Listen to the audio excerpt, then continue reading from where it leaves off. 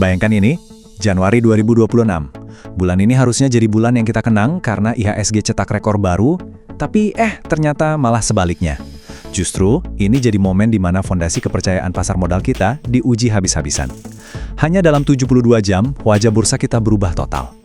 Nah, di kupasan kali ini kita akan bedah tuntas sebuah peristiwa yang super dramatis yang mengguncang pasar kita sampai ke akar-akarnya. Ini adalah sebuah studi kasus yang penting banget buat dipahami oleh kita semua sebagai pelaku pasar. Pertanyaannya kelihatannya simple ya, tapi jawabannya, kompleks dan menegangkan. Gimana ceritanya pasar yang tadinya lagi seneng-senengnya, penuh euforia, tiba-tiba, anjlok dalam waktu sesingkat itu? Yuk kita selami bareng-bareng kronologinya. Krisis besar itu ya jarang banget datang tiba-tiba. Kayak gempa bumi kan? Pasti ada getaran-getaran kecil dulu sebelumnya. Dan dalam kasus ini, getaran itu datang dari pemain yang sangat-sangat besar di panggung global. Jadi, sinyalnya tuh sebenarnya udah ada dari jauh-jauh hari loh. Sejak Oktober 2025, MSCI, yang kita tahu adalah kiblatnya para manajer investasi global, udah ngirim surat resmi. Isinya, menyoroti kualitas data saham publik kita. Terus, di awal Januari 2026, mereka kasih sinyal halus lagi. Tapi, ya gitu deh. Di tengah pasar yang lagi euforia, peringatan krusial soal investability, ini istilah keren buat bilang seberapa gampang dan aman sih investor asing taruh duit di sini, malah dicuekin. Nggak kedengeran sama sekali. Nah, karena peringatan itu diabaikan, ya udah, kita sampai di momen ledakannya. Mari kita lihat detik-detik penting dalam 72 jam yang benar-benar mengubah segalanya. Bom waktunya meledak justru pas kita semua lagi tidur. Selasa malam, jam 10, di saat bursa kita udah tutup, MSCI ngeluarin pengumuman yang bikin geger seluruh dunia. Pembekuan indeks untuk Indonesia. Ini bukan lagi kartu kuning, ini udah kartu merah. Sebuah vonis. Jadi apa sih pembekuan indeks ini? Gampangnya gini, MSCI itu bilang, stop dulu ya. Kami nggak mau nambah saham baru dari Indonesia ke indeks kami, dan bobot saham yang udah ada juga nggak kami naikin. Ini tuh kayak pesan yang super kuat kalau kepercayaan mereka ke pasar kita itu udah ambruk secara fundamental. Aliran dana baru dari investor global, ya berhenti. Terus kenapa sampai segitunya? Nah, alasannya ini serius banget. MSCI nemuin masalah transparansi. Mereka ragu sama data kepemilikan saham publik yang kita punya. Bahkan, ada kecurigaan kalau likuiditas harian yang kita lihat itu, palsu, semu. Kenapa? Karena sahamnya digembok sama si pengendali lewat perusahaan cangkang. Tahu kan, perusahaan yang cuma ada di atas kertas doang. Ini tuduhan manipulasi pasar yang sangat berat. Keesokan paginya, pas berita ini nyampe ke telinga kita di sini, ya ampun, hasilnya panik total. Lantai bursa itu langsung merah menyala dari detik pertama perdagangan dibuka. Benar-benar lautan merah. Dan ini bukan cuma soal perasaan takut loh, keputusan MSCI ini memicu efek domino yang beneran terjadi. Dana-dana pasif kayak ETF, nah mereka ini kan wajib patuh sama indeks MSCI, jadi mau nggak mau mereka harus jual saham-saham Indonesia besar-besaran. Itu yang namanya forced selling. Akibatnya apa? Likuiditas di pasar kering kerontang dan arus modal yang keluar bikin rupiah tertekan. Sebuah badai yang sempurna. Dan pas pasar lagi sempoyongan, lagi berdarah-darah, datang pukulan kedua. Ini nih yang bisa dibilang pukulan KO-nya, kali ini dari raksasa Wall Street. Kamis pagi, Goldman Sachs rilis laporan mereka. Dan kutipan ini, ini ngena banget. Mereka bilang secara terang-terangan, kalau risiko tata kelola di Indonesia sekarang lebih besar daripada potensi untungnya. Ini sentimen yang sangat-sangat negatif. Jadi, mereka mengubah rekomendasinya dari market weight, yang artinya ya netral aja lah, menjadi underweight. Nah, buat kita para investor, kita semua tahu kan arti underweight? Ini tuh perintah yang jelas banget. Jual saham lo di negara ini, atau kalau belum masuk, mending jangan. Dan parahnya lagi, mereka nggak cuma berhenti di situ. Goldman Sachs secara spesifik bilang ke klien-klien global mereka, udah pindahin aja duit kalian dari Indonesia. Coba deh lihat Vietnam apa India. Wow. Ini bukan lagi sekedar nurunin peringkat nih. Ini udah kayak ngajak orang-orang buat kabur rame-rame dari pasar kita. Oke, saya tahu. Rangkaian kejadian ini pasti bikin pusing. Ada MSCI, ada Goldman Sachs, ada istilah underweight. Sebenarnya apa sih peran mereka masing-masing? Tenang, kita coba pakai analogi yang lebih gampang ya. Bayangin deh, Bursa Efek Indonesia itu sebuah toko yang gede banget. Nah, MSCI ini kayak kurator atau penilai yang paling dipercaya. Tiba-tiba, dia nempelin stiker gede di pintu toko. Tulisannya, hati-hati, barang di sini keasliannya diragukan. Terus, datanglah Goldman Sachs. Dia ini pedagang grosir raksasa. Sambil nunjuk-nunjuk, dia teriak ke semua pelanggannya, "Woi, toko ini berisiko, pindah yuk kita ke toko sebelah aja." Nah, kebayangkan gimana jadinya toko kita? Sepi langsung. Jadi kita sekarang ada di mana? Kita lagi ada di periode super kritis sampai Mei 2026. Ini momen penentuan nasib pasar modal kita. Pilihannya cuma dua. Apakah kita bisa memulihkan kepercayaan dan tetap jadi tujuan investasi global? Atau kita bakal turun kasta jadi frontier market? Itu satu level di bawah emerging market sekarang, yang artinya kita bakal dianggap lebih berisiko dan nggak menarik lagi buat dana-dana raksasa global. Rangkaian 72 jam ini kan akibatnya. Tapi pertanyaannya sekarang, akar masalahnya apa? Apa sih yang sebenarnya bikin MSCI semurka itu? Apa yang mereka temukan di balik layar sampai bikin keputusan se-ekstrim ini? Nah, itulah yang bakal kita bongkar habis di pembahasan berikutnya. Kita akan mengupas bawang emiten bareng-bareng buat mengungkap rahasia-rahasia di balik struktur kepemilikan saham yang jadi biang kerok semua ini. Ini penting banget buat kita sebagai investor. Buat Anda, para investor, coba deh bayangin skenario ini. Saham andalan yang Anda percaya setengah mati, tiba-tiba aja dibekukan sama raksasa indeks global. Panik kan? Nah, itulah yang persis terjadi. Hari ini kita nggak cuma ngomongin beritanya, tapi kita bakal bongkar habis-habisan mengapa MSCI sampai semurka itu. Yuk kita kupas misteri ini lapis demi lapis. Di pembahasan lalu, kita kan udah lihat apa yang terjadi. Ada pembekuan indeks super dramatis yang sukses bikin guncang pasar cuma dalam waktu 72 jam. Beberapa emiten besar langsung kena stop. Tapi pertanyaan terbesarnya kan belum kejawab. Bukan lagi soal apanya, tapi kenapanya. Kenapa sih MSCI dan Goldman Sachs sampai ngambil langkah se-ekstrim itu? Nah, disinilah investigasi kita yang sesungguhnya baru aja dimulai. Oke, untuk memecahkan misteri ini, kita bakal ikutin jejak investigasi MSCI. Pertama, kita cari dulu akar masalahnya di mana, terus kita akan kupas bawang kepemilikan emitennya. Setelah itu, kita bandingin mana yang bagus dan mana yang jelek. Baru deh kita hitung matematika vonis dari MSCI. Dan terakhir, kita simpulkan pesan keras di balik semua ini untuk pasar kita. Siap? Oke, kita masuk ke bagian pertama. Banyak banget yang ngira, paling masalahnya di laporan keuangan, laba rugi anjlok. Ternyata salah besar. Jawabannya itu bukan di sana, tapi di sesuatu yang jauh lebih fundamental dan terus terang lebih tersembunyi, struktur kepemilikan sahamnya. Dan ini poin kuncinya teman-teman. Buat investor institusi global, laporan keuangan kinclong itu nggak ada artinya kalau mereka nggak tahu siapa kapten kapalnya. Pertanyaan nomor satu mereka itu selalu, siapa orang yang beneran megang kendali perusahaan ini? Karena kalau pemiliknya aja udah misterius, risikonya jadi nggak bisa diukur. Kepercayaan itu mulainya dari sini. Nah, sekarang ayo kita mulai ngupas bawangnya. Kenapa bawang? Karena ini analogi yang pas banget. Semakin dalam kita kupas lapisan kepemilikan emiten ini, wujud aslinya makin nggak jelas dan baunya makin bikin perih mata investor. Tujuan kita satu, cari siapa pemilik manfaat yang sesungguhnya. Jadi, apa sih beneficial ownership atau pemilik manfaat itu? Gini deh gampangnya, MSCI itu mau tahu nama manusianya, bukan nama perusahaan A yang dimiliki perusahaan B, yang dimiliki perusahaan C. Enggak. Mereka mau tahu siapa individu, orang beneran, punya KTP, punya wajah, yang pada akhirnya duitnya masuk ke kantong dia, dan dia yang bisa bilang iya atau tidak. Inilah harta karun yang mereka kejar. Dan inilah yang mereka temukan. Sebuah struktur piramida yang rumitnya minta ampun. Di puncak paling atas ada si pemilik asli yang ngumpet. Di bawahnya ada 5-10 lapis perusahaan cangkang, alias perusahaan kertas doang, di negara-negara surga pajak kayak British Virgin Islands atau Cayman. Tujuannya cuma satu, bikin jejaknya jadi mustahil dilacak. Tiap lapisan ini tuh kayak tembok tebel biar nggak ada yang tahu siapa bos besarnya. Biar makin kebayang bedanya, yuk kita adu aja dua model yang ada di bursa kita. Yang satu model permasalah, si labirin cangkang. Satunya lagi model ideal yang kita sebut kaca transparan. Coba lihat, bedanya kayak langit dan bumi kan?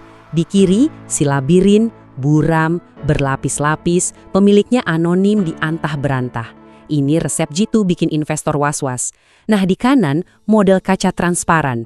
Contoh sempurnanya BBCA. Strukturnya lurus dan jelas. Semua orang tahu sahamnya dimiliki PT Dwi Muria. Dan semua orang juga tahu PT Dwi Muria itu punya dua orang beneran, Hartono bersaudara. Nggak ada yang ditutup-tutupi. Ini yang namanya gold standard.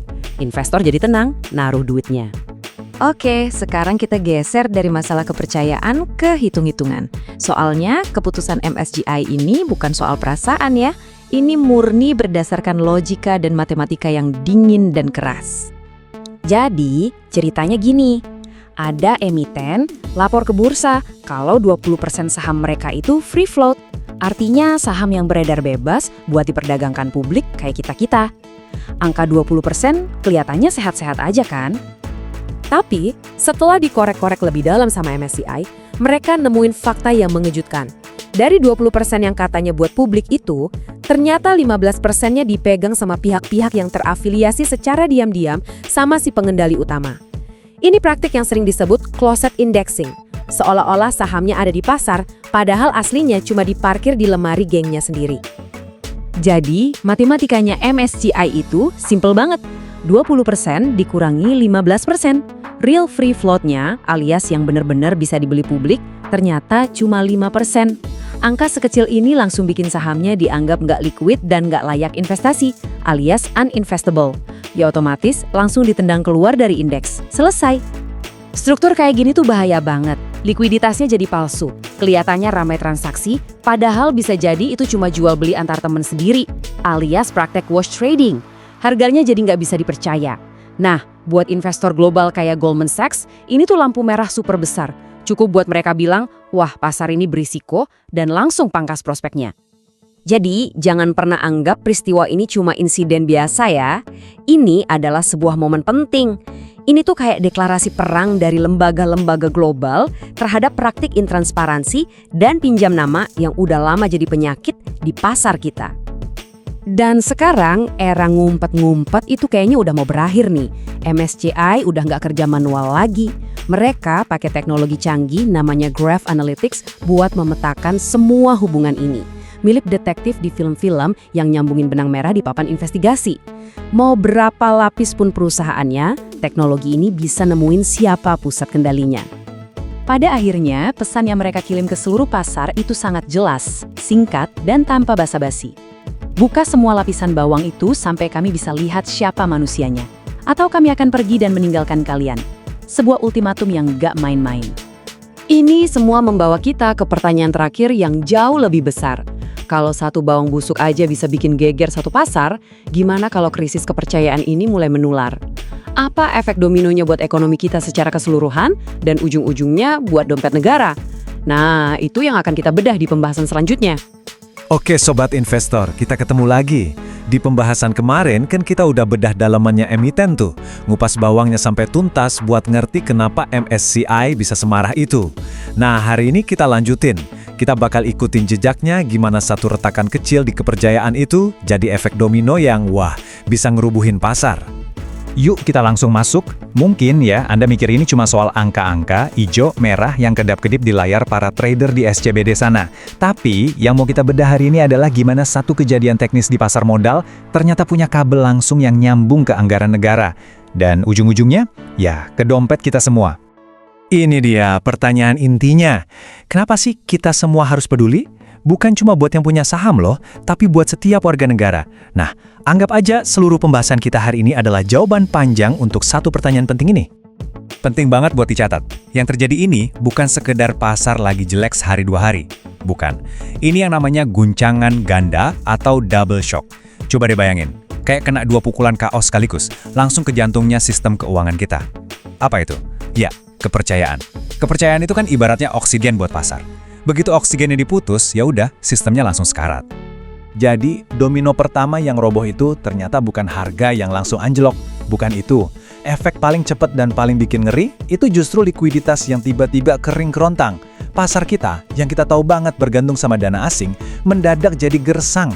Keran duit dari luar ditutup rapat-rapat, dan pasar pun langsung kehilangan bahan bakarnya. Nah, ini dia nih mekanisme di baliknya yang menarik banget. Forced selling atau aksi jual terpaksa. Ini kuncinya. Penjualan masif ini terjadi bukan karena trader panik atau emosi. Sama sekali bukan. Ini murni aksi otomatis. Robot-robot dan algoritma dari reksadana pasif global kayak ETF itu nggak punya pilihan lain loh. Program mereka itu cuma satu, ikutin indeks MSCI. Begitu status Indonesia dibukukan, ya sistem mereka otomatis ngejual semua aset kita. Dan dari sinilah lingkaran setan itu dimulai. Karena semua orang jual paksa di saat yang sama, selisih harga jual dan beli atau spread jadi lebar banget. Akibatnya, biaya buat keluar dari pasar jadi mahal gila. Ironisnya, ini malah bikin investor lain yang tadinya tenang jadi ikut panik dan makin nambah tekanan jual. Akhirnya, pasar kita lumpuh total, gak liquid. Oke, sekarang kita geser ke domino selanjutnya. Likuiditas kering, udah. Penjualan paksa, udah terjadi. Tapi pertanyaannya sekarang, kok bisa IHSG kita jadi serapuh itu? Kenapa bisa ambruk secepat kilat? Di mana sebetulnya titik lemah kita? Jawabannya ada di depan mata kita sekarang. Visual ini nunjukin semuanya dengan jelas banget. IHSG kita itu sangat top heavy, alias berat di atas. Bayangin aja IHSG itu kayak piramida kebalik, yang cuma ditopang sama segelintir saham raksasa. Ya jelas, begitu para raksasa ini kesenggol dikit aja, seluruh bangunannya langsung ambruk. Terus, kenapa harus bank yang jadi korban pertama? Simple, ada dua alasan utama. Pertama, saham bank itu pintu gerbangnya dana asing. Paling gampang dibeli, paling liquid, jadi ya paling gampang juga buat dijual. Waktu dana asing mau kabur, ya saham bank yang pertama kali mereka lepas. Kedua, bank itu sensitif banget sama nilai tukar. Begitu rupiah anjlok, investor asing langsung cemas resiko kredit macet bakal naik. Makin kencang deh mereka jual saham-saham perbankan. Sekarang, kita masuk sedikit ke teorinya ya. Tapi ini penting banget, biar kita paham kenapa kehancurannya bisa separah ini. Keputusan Goldman Sachs yang memangkas rating kita itu secara matematis langsung naikin yang namanya Equity Risk Premium atau ERP. Gampangnya, anggap aja ERP ini premi asuransi buat investasi. Makin beresiko suatu negara, ya makin mahal premi yang diminta investor. Nah, ini dia logika matematikanya yang sederhana tapi kejam. Waktu investor global nganggap risiko di Indonesia naik, mereka nuntut imbal hasil yang lebih tinggi buat kompensasinya. Pertanyaannya, gimana caranya biar imbal hasil di masa depan bisa lebih tinggi dari sebuah aset? Cuma ada satu cara, harga aset itu hari ini wajib turun. Itulah matematika simpel di balik anjloknya valuasi saham-saham blue chip kita. Oke, kita geser lagi fokusnya. Disinilah ceritanya jadi jauh lebih besar. Ini momen di mana api yang membakar pasar saham mulai merembet dan membakar rumah kita bersama. Inilah penularan yang paling berbahaya. Dari lantai bursa, virus ketidakpercayaan ini lompat langsung ke jantung ekonomi negara kita, yaitu APBN. Rantai penularannya kelihatan jelas banget di sini. Awalnya kan krisis kepercayaan di pasar saham ya. Ternyata investor asing yang sama juga jadi nggak percaya sama surat utang kita. Mereka jual besar-besaran surat berharga negara atau SBN. Nah, kalau SBN dijual masif, harganya pasti anjlok kan? Dan imbal hasilnya atau yieldnya justru melonjak. Kenaikan yield inilah yang jadi racun buat APBN. Kenapa? Karena beban bunga utang pemerintah jadi bengkak luar biasa. Lalu apa artinya beban bunga utang yang bengkak ini buat kita? Artinya gini, uang negara yang harusnya bisa buat subsidi BBM, buat bansos, atau buat bangun jalan tol dan jembatan, sekarang terpaksa dialihkan cuma buat bayar bunga utang yang makin mahal. Nah, ini dia koneksi langsung dari layar di SCBD ke kehidupan kita sehari-hari. Nyata kan? Kutipan ini, wah, merangkum semuanya dengan sempurna. Kerusakan terbesarnya itu bukan soal rugi duit sesaat, bukan. Tapi kepercayaan yang udah susah payah dibangun bertahun-tahun sama pemerintah dan regulator, ternyata bisa hancur lebur cuma dalam hitungan jam. Cuma gara-gara satu peringatan keras dari lembaga rating global. Dan inilah warisan paling beracun dari krisis ini. Stigma pasar berisiko. Ini semacam label jelek yang nempel dan susah banget dilepas. Nanti, kalaupun fundamental ekonomi kita udah pulih dan bagus lagi, stigma ini bakal bikin investor global mikir 2, 3, bahkan 4 kali sebelum mau masuk lagi ke Indonesia. Mereka bakal terus was-was. Jadi, kita sampai di pertanyaan penutup yang paling menentukan. Investor global sekarang posisinya wait and see. Mereka nungguin, mereka ngeliatin. Apakah regulator kita berani dan mampu melakukan reformasi radikal buat balikin kepercayaan? Atau kita bakal dibiarin terdegradasi begitu saja? Pertanyaan inilah yang bakal jadi jembatan kita ke pembahasan selanjutnya, di mana kita akan bedah habis-habisan respons regulator dan narasi mutiara yang mereka coba bangun di tengah puing-puing kepercayaan. Oke, kita lanjutin lagi ya bahasannya. Setelah pasar ancur-ancuran kemarin, regulator akhirnya nongol juga. Tapi pertanyaannya nih, langkah yang mereka ambil ini beneran mutiara, solusi jangka panjang, atau cuma kamuflase? Cuma plester buat nutupin luka doang? Yuk kita bedah bareng-bareng. Ingat kan, di bahasan kita sebelumnya, kita udah lihat gimana efek domino itu bener-bener ngehancurin kepercayaan pasar. Dan ini bukan cuma soal pasar, ini soal dompet kita semua, portofolio Anda. Kepercayaan investor, lokal maupun asing, itu anjlok, bener-bener anjlok. Dan setelah 72 jam yang super tegang di mana kita semua para investor ini nahan nafas, regulator akhirnya buka suara. Pertanyaan besarnya, apa jawaban mereka? Apa ini penyelamat yang kita harapkan? Oke, kita masuk bagian pertama. Janji di tengah puing-puing. Kita lihat dulu nih, respon resminya apa sih janji yang mereka kasih di tengah-tengah kekacauan ini. Dan akhirnya bos OJK muncul ke publik. Langkah pertamanya, ngumumin janji buat koordinasi intensif, total, sama Bursa Efek dan SRO lainnya. Tujuannya apa? Langsung ke jantung masalahnya, negosiasi sama MSCI buat balikin kepercayaan. Oke, janji udah kita dengar. Sekarang kita masuk ke bagian kedua, solusinya. Apa sih senjata andalan mereka? Jawabannya ada di satu aturan baru, aturan 15%. Nah, inti dari solusi ini tuh ada di satu istilah kunci, free float. Gampangnya gini deh, bayangin ini kayak jumlah tiket konser yang benar-benar dijual bebas ke publik, bukan tiket yang dipegang sama panitia, sponsor, atau orang dalam. Makin banyak tiket yang beredar bebas, makin adil kan harganya? Nah, inilah ruhnya transparansi pasar. Jadi, ini dia 3 langkah konkret mereka. 1. Aturan wajib free float minimal 15% yang jelas dan valid. 2. Data kepemilikan dibuka lebih transparan, bahkan yang di bawah 5%. 3. Cara ngitung free float-nya diubah. Tujuannya sih kedengarannya mulia banget ya. Nyapu bersih saham-saham abu-abu dan benerin lagi fondasi pasar. Secara teori, ini resep yang pas banget. Tapi kalau solusinya emang sebagus itu, kok pasar malah skeptis ya? Nah, ini yang bawa kita ke bagian ketiga, pertanyaan fatal. Ada satu pertanyaan logis yang seolah-olah ngeruntuhin semua janji manis tadi. Pertanyaannya simpel tapi nusuk banget. Kenapa aturan ini baru keluar setelah indeksnya ambruk? Investor tuh mikir, loh, tugas regulator kan harusnya mencegah kebakaran, bukan datang bawa selang pas semuanya udah jadi abu. Bener juga kan? Dan keraguan investor ini ternyata ada dasarnya banget. Faktanya, peringatan resmi dari MSCI itu udah datang dari Oktober 2025. 3 bulan penuh sebelum pasar rontok. Ini kan langsung mengubah ceritanya. Dari yang harusnya kelihatan proaktif, jadi kelihatan kayak tindakan panik buat nyelamatin muka. Keterlambatan ini bukan sekedar, aduh lupa. Bukan. Ini gejala dari penyakit yang jauh lebih dalam. Ini ngebawa kita ke akar masalah yang sebenarnya, insentif yang salah kaprah di pasar modal kita selama ini. Coba deh kita lihat. Selama bertahun-tahun, sistem kita ini seolah-olah ngasih karpet merah buat saham-saham gorengan yang gampang dimanipulasi. Sementara itu, perusahaan yang fundamentalnya bagus, yang beneran kerja, malah susah buat kelihatan. Nah, pas standar global yang ketat dari MSCI datang, ya udah, tabrakan antara dua dunia ini nggak bisa dihindarin lagi, meledak. Dan disinilah kita sampai pada ujian sesungguhnya. Aturan baru itu kan cuma tulisan di atas kertas. Ujian yang sebenarnya ada di eksekusinya. Regulator punya nyali nggak buat negakin aturan ini? Ini dia tes pamungkasnya. Berani nggak sih Bursa Efek kita nerapin exit policy alias nendang keluar emiten-emiten raksasa yang jelas-jelas melanggar aturan? Atau bakal tebang pilih? Jawaban dari pertanyaan ini nilainya triliunan rupiah buat masa depan pasar kita. Jadi buat Anda para investor nih, catat tanggalnya, Maret sampai April 2026. Fokus Anda jangan cuma ke laporan keuangan emiten, tapi pantengin juga berita soal penegakan aturan ini. Periode inilah pasar bakal ngasih vonisnya soal kredibilitas regulator. Janji reformasi ini kayak mutiara yang indah di tangan regulator. Tapi, tanpa eksekusi yang tegas, mutiara itu bisa jadi debu nggak ada harganya. Vonis dari pasar makin dekat. Nah, di pembahasan selanjutnya, kita akan masuk ke fase berpacu melawan waktu. Kita akan hitung mundur menuju keputusan krusial di bulan Mei 2026.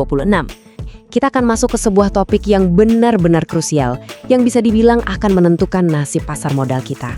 Ya, ini adalah sebuah perlombaan melawan waktu menuju satu tanggal vonis di Mei 2026. Oke, kalau Anda ingat di pembahasan kita sebelumnya, kita kan udah ngomongin soal respons regulator pas pasar lagi panik-paniknya. Nah, mereka ini coba menenangkan situasi pakai yang namanya narasi mutiara. Semacam kiasan lah untuk menemukan sesuatu yang berharga di tengah puing-puing kepercayaan. Tapi jangan sampai kita salah sangka. Kepanikan yang mereda itu bukan berarti badainya sudah lewat. Sama sekali bukan. Justru peringatan keras dari MSCI dan Goldman Sachs itu membawa kita ke sebuah periode yang paling menentukan. Kita sebut saja ini jendela kritis. Nah, disinilah momen penentuan yang sebenarnya. Sekarang ini, semua mata investor global, semua algoritma trading canggih, dan semua keputusan investasi para manajer dana raksasa, itu semuanya tertuju pada satu tanggal. Satu tanggal yang sangat krusial, tinjauan indeks MSCI pada bulan Mei 2026. Ini bukan lagi sekedar evaluasi biasa, ini adalah penentuan nasib pasar modal Indonesia. Pertanyaannya sekarang jadi sangat mendasar. Apakah nanti di Mei 2026 itu Indonesia akan kembali bangkit sebagai raksasa emerging market yang disegani? Atau skenario sebaliknya, kita justru terbuang ke liga yang lebih kecil, menjadi frontier market? Ini adalah momen penghakiman yang akan menentukan segalanya. Nah, ayo kita bedah risiko terbesar yang sekarang ini lagi menghantui para manajer investasi di seluruh dunia, yaitu potensi penurunan peringkat yang bisa jadi mimpi buruk buat pasar kita. Turun kelas ke status frontier market. Jadi, apa sih sebenarnya frontier market itu? Gampangnya gini, anggap aja ini divisi keduanya dalam sepak bola investasi global. Likuiditasnya lebih tipis, nilai pasarnya lebih kecil, dan risikonya dianggap jauh lebih tinggi. Status yang jelas-jelas pengen kita hindarin. Perbedaannya itu tajam sekali. Begini, sebagai emerging market, kita itu ibarat magnet buat dana-dana investasi raksasa dunia. Tapi kalau sampai kita turun kasta jadi frontier market, ceritanya beda total. Banyak dana pensiun global, dana abadi, itu secara aturan investasi wajib hukumnya buat cabut dana mereka dari sini. Jadi ini bukan soal mereka mau atau nggak mau, tapi aturannya memang begitu. Dampaknya apa? Ya jelas, valuasi saham-saham blue chip kita bisa anjlok secara struktural. Bukan cuma koreksi biasa. Oke, berdasarkan analisis sentimen pasar dan juga progres regulasi yang kita lihat sejauh ini, setidaknya ada 3 kemungkinan skenario yang bakal menentukan takdir pasar kita ke depan. Mari kita coba bedah satu persatu ya. Nah, seperti yang bisa Anda lihat, distribusinya ini menunjukkan ketidakpastian yang tinggi. Skenario yang moderat punya probabilitas paling besar, 50%. Tapi yang menarik, resiko skenario terburuk dan peluang skenario terbaik itu sama-sama kuat, masing-masing di 25%. Oke, mari kita lihat lebih detail. Pertama, skenario terburuk, probabilitasnya 25%. Ini terjadi kalau regulator gagal total menerapkan transparansi. Hasilnya, kita turun kelas ke frontier market dan IHSG bisa anjlok lebih dari 15%. Ngeri kan? Lalu ada skenario moderat. Ini yang paling mungkin terjadi, probabilitasnya 50%. Di sini perbaikannya tuh cuma setengah-setengah. Kita sih masih di emerging market, tapi bobot investasi kita dikurangi. Akibatnya dana asing bakal keluar pelan-pelan, kayak slow bleed gitu. Nah, yang terakhir, skenario terbaik peluangnya 25%. Ini bisa terjadi kalau ada reformasi total. Kalau ini kejadian, status kita pulih total dan pasar bisa langsung bangkit lagi, V-shape recovery. Terus pertanyaannya, gimana caranya kita bisa mencapai skenario terbaik itu? Janji-janji aja jelas gak cukup. Akar masalahnya kan ada di integritas data. Jadi solusinya pun harus berupa terobosan teknologi. Cetak birunya itu punya 3 pilar teknologi utama. Pertama, pakai Graph Analytics buat memetakan jaringan kepemilikan saham yang rumit banget itu, biar ketahuan siapa pengendali sebenarnya. Kedua, harus ada integrasi API real-time untuk validasi data lintas negara secara instan. Dan yang ketiga, pakai AI untuk secara otomatis mendeteksi pola-pola manipulasi pasar. Contohnya seperti wash trading. Dan ingat ya, taruhannya ini jauh lebih besar dari sekedar angka di IHSG. Ketidakpastian ini bisa terus menekan rupiah dan menguras cadangan devisa kita. Belum lagi, sentimen negatif ini bisa menular ke pasar obligasi, yang risikonya bikin biaya utang negara di APBN jadi membengkak. Pada akhirnya, kita ini sampai di sebuah persimpangan jalan. Prahara pasar yang terjadi beberapa waktu lalu itu mengajarkan kita satu pelajaran yang sangat mahal. Di era algoritma global seperti sekarang, nggak ada lagi tempat untuk bersembunyi. Kutipan ini menurut saya merangkum inti masalahnya dengan sangat pas. Sebesar apapun sebuah perusahaan, sebesar apapun kapitalisasi pasarnya, tanpa fondasi transparansi yang bisa dipercaya, dia itu hanyalah raksasa berkaki lempung. MSCI dan Goldman Sachs sudah mengirim pesan yang sangat-sangat jelas. Jadi, pergerakan IHSG dari sekarang sampai Mei 2026 nanti itu sepertinya tidak akan ditentukan oleh laporan laba rugi perusahaan, melainkan oleh seberapa berani regulator kita melakukan reformasi radikal untuk membuka struktur kepemilikan yang selama ini mungkin tertutup. Pilihannya sekarang benar-benar ada di tangan otoritas. Nah, sebagai penutup, kami perlu ingatkan sekali lagi bahwa penjelasan ini tujuannya adalah sebagai bahan analisis dan gambaran skenario. Tentu saja, setiap keputusan investasi yang Anda ambil di pasar saham itu sepenuhnya menjadi tanggung jawab pribadi Anda masing-masing. Terima kasih sudah menyimak.